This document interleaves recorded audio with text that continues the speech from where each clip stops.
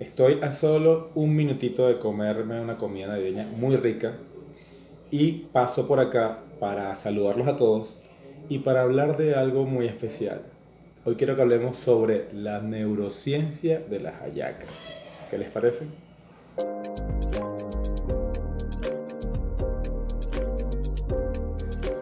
Cuando nos preguntamos de qué depende el sabor de una hallaca, lo primero que se nos viene a la cabeza son cosas como de las aceitunas, de las alcaparras, de si tiene garbanzos, de si tiene huevos, de si lleva un toquecito de picante, cómo lo prepara mi mamá. Las mejores hallacas son las de mi madre. Siempre decimos esas cosas. Y normalmente no pensamos en otros elementos que la neurociencia sí nos puede recordar. Y es que el sabor de todos los alimentos, incluidas nuestras hallacas, depende de muchos factores, muchas cosas que se suman. De hecho, les cuento que hay un área completa de la neurociencia que estudia estos elementos, que estudia cómo los diferentes sentidos se suman los unos a los otros para crear el sabor y cómo se crea el sabor en el cerebro. Es lo que se llama neurogastronomía o gastrofísica. De eso quiero que hablemos un poquito y aprendamos cómo de hecho podemos potenciar el sabor de la yaca basándonos en la neurociencia. Un aspecto clave que tenemos que tomar en cuenta para entender esto de la neurociencia de la yaca es que el sabor es una creación de nuestro cerebro. Y allí, para la creación del sabor, confluyen diferentes sentidos que se suman. Diferentes experimentos, muchos experimentos, sobre todo en las últimas 2 décadas, vienen demostrando que cada sentido influye, tiene capacidad de influir tremendamente en el sabor final que percibimos. ¿A qué me refiero con esto? Señores, el sabor de la yaca no depende solamente del guiso o de quién la preparó, depende también de nuestros sentidos, de los otros sentidos, por ejemplo, de los sonidos. Pensando justamente en los sonidos, pensemos por ejemplo en los fuegos artificiales, pensemos por ejemplo en la música, en la gaita, en los aguinaldos, en las parrandas, en esos sonidos de Navidad que nos preparan a sentir los sabores de la Navidad. Casi siempre cuando hemos comido una yaca, la hemos comido en un contexto. Y eso es algo de lo que suelo hablar en mis formaciones. El contexto lo puede cambiar todo.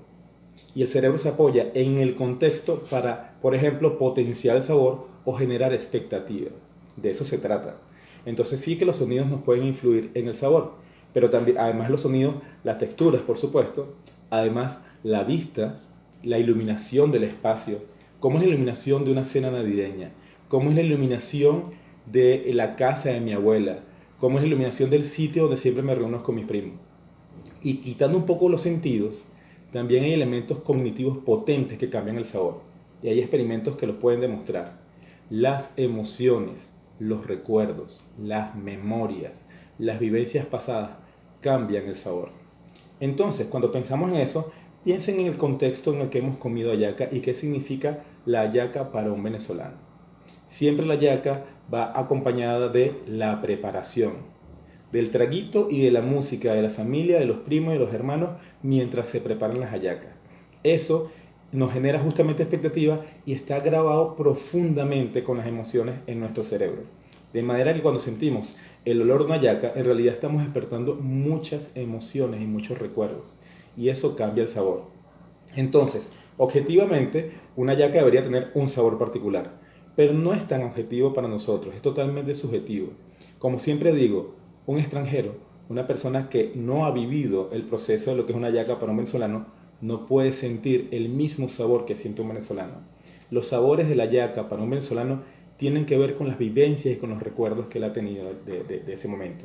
Y si yo quisiera potenciar el sabor de una hallaca, tengo que dirigirme a esos recuerdos de las personas, justo a los sonidos, justo a los aromas, justo a la iluminación, a los espacios, a los adornos, a las cosas que le dan referencia al cerebro y que nos dicen que estamos viviendo una experiencia 100% venezolana. Si unimos todos estos elementos que vienen justamente de la ciencia del cerebro, tal vez comprendemos un poco la expresión la mejor hallaca es la de mi mamá. Por supuesto, porque el sabor de la hallaca depende justamente de todos esos momentos que hemos vivido.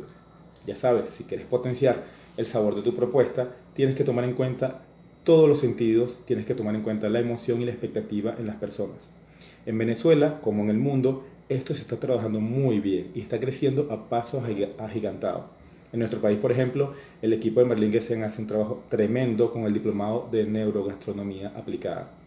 Y bueno, desde Neurovita los invitamos a seguir trabajando, conociendo un poco nuestro cerebro y cómo podemos utilizarlo para potenciar todas nuestras propuestas, incluida la propuesta gastronómica y la propuesta tan venezolana como la yaca. Con su permiso, salud, a disfrutar y brindo por un año venturoso.